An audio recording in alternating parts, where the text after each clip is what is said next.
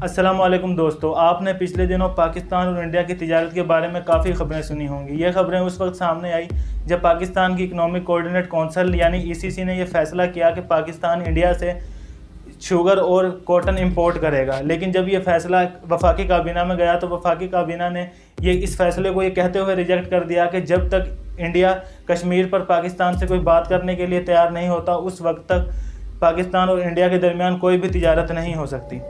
आज की इस वीडियो में हम इसी बारे में बात करेंगे कि एक्सपर्ट्स गवर्नमेंट के इस फैसले के बारे में क्या कहते हैं और पाकिस्तान और इंडिया के दरमियान तिजारत तकरीबन 2 साल से बंद है, तो आखिर 2 साल बाद पाकिस्तान को चीनी और कॉटन की ऐसी क्या ज़रूरत पड़ी कि पाकिस्तान को ये इंडिया से इंपोर्ट करनी पड़ रही है। इस सारे मामले को समझने से पहले कुछ बेसिक चीज़ों का पता होना बहुत ज़रूरी है।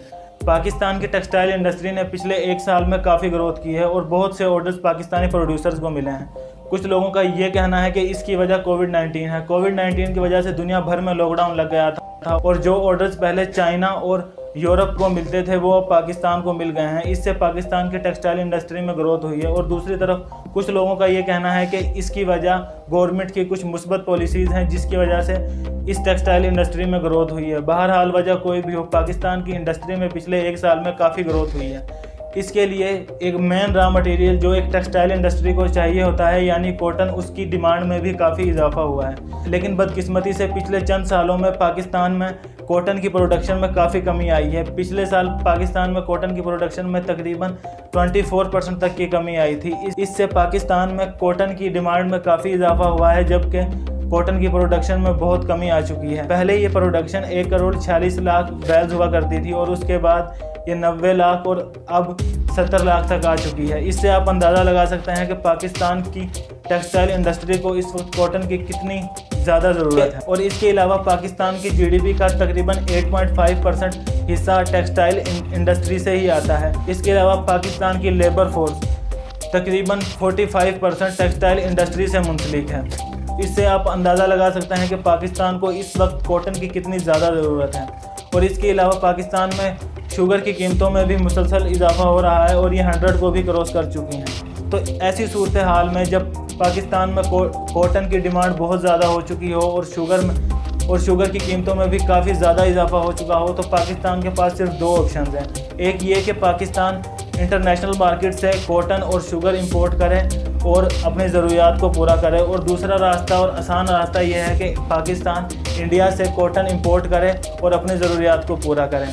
अगर पाकिस्तान इंटरनेशनल मार्केट यानी चाइना, ब्राज़ील और इंडोनेशिया वगैरह से कॉटन और शुगर इंपोर्ट करता है तो इसे ट्रांसपोर्टेशन कॉस्ट की मद में काफ़ी ज़्यादा पैसा लगाना पड़ता है और ट्रांसपोर्टेशन कॉस्ट की वजह से जो चीज़ हम बाहर से इंपोर्ट करते हैं उसकी कीमत में भी काफ़ी इजाफा हो जाता है। आप इस कीमत का अंदाज़ा भी इस बात से भी लगा सकते हैं कि पहले जब हम चाइना से कॉटन इंपोर्ट करते थे तो वो एक कंटेनर हमें तकरीबन 1000 या 1500 डॉलर का पड़ता था और अब वही कंटेनर हमें 4000 डॉलर का पड़ता है। इसके अलावा दूसरा ऑप्शन जो पाकिस्तान के पास अपनी कॉटन और शुगर की ज़रूरियात को पूरा करने का है, यह है कि पाकिस्तान इंडिया से शुगर और कॉटन इंपोर्ट कर ले। अगर हम इंडिया में शुगर और कॉटन की प्रोडक्शन की बात करें तो इंडिया दुनिया भर में कॉटन की प्रोडक्शन में पहले नंबर पर आता है और जबकि शुगर की प्रोडक्शन में दूसरे नंबर पर आता है। तो इसलिए इंडिया से कॉटन और शुगर इंपोर्ट करना बिज़नेस कम्युनिटी के लिए काफ़ी अच्छा फ़ैसला होता अगर गवर्नमेंट इसकी इजाज़त दे देती।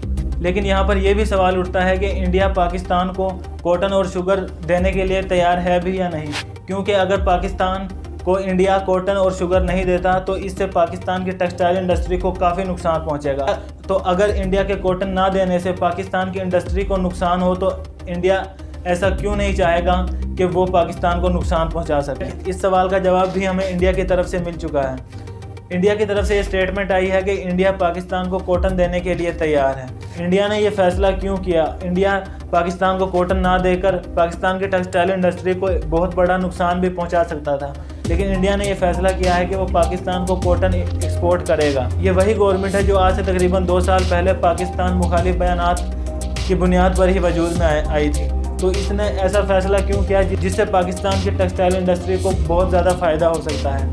इसकी सबसे बड़ी वजह भी कश्मीर ही है, क्योंकि अगर पाकिस्तान और इंडिया के दरमियान कश्मीर पर बात किए बगैर ताल्लुकात अच्छे होते हैं तो इससे इंडिया का फ़ायदा है। इससे कश्मीर पर इंडिया की गिरफ्त और भी मजबूत हो जाएगी। ये ऐसा ही है जैसे 1962 में जब चाइना ने इंडिया के इलाके यानी अक्साई चीन पर कब्जा कर लिया था, तो उसके बाद चाइना चाहता था कि इंडिया और चाइना के दरमियान ताल्लुकात दोबारा से अच्छे हो जाएं, क्योंकि ताल्लुकात दोबारा से अच्छे होने की सूरत में इसमें चाइना ही का फ़ायदा था, क्योंकि चाइना पहले ही इंडिया के बहुत से इलाके पर कब्जा कर चुका था। तो कश्मीर को इग्नोर ना करते हुए पाकिस्तान की गवर्नमेंट की तरफ से यही फैसला किया गया है कि इंडिया और पाकिस्तान के दरमियान उस वक्त तक कोई भी ताल्लुकात कायम नहीं हो सकते जब तक कश्मीर के मामले पर कोई बात नहीं की जाए, या फिर 370A आर्टिकल को कश्मीर में दोबारा रिस्टोर नहीं किया जाता। अगर हम बिजनेस कम्युनिटी की बात करें तो बिजनेस कम्युनिटी गवर्नमेंट के इस फैसले से ज़्यादा खुश नहीं है।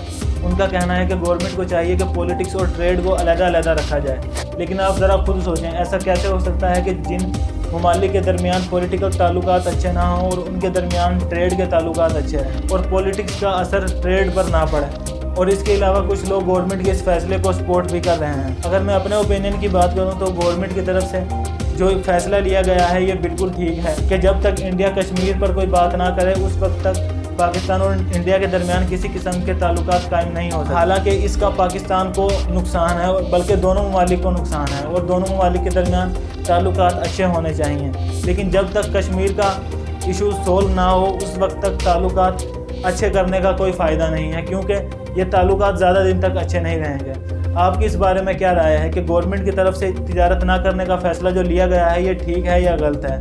क्या कश्मीर को इग्नोर करके हम अपने इंटरेस्ट के लिए इंडिया से ताल्लुकात दोबारा कायम कर लें, या फिर जब तक कश्मीर का इशू सोल्व नहीं होता उस वक्त तक ऐसा ही चलने? अगर आपको हमारी ये इन्फॉर्मेटिव और एजुकेशनल वीडियो अच्छी लगी तो इस तरह के मज़ीद इन्फॉर्मेटिव और एजुकेशनल वीडियोस देखने के लिए इस चैनल को सब्सक्राइब करें और बेल आइकन को प्रेस करें। इसके अलावा आप हमें इंस्टाग्राम पर भी फॉलो कर सकते हैं। खुदा हाफिज़।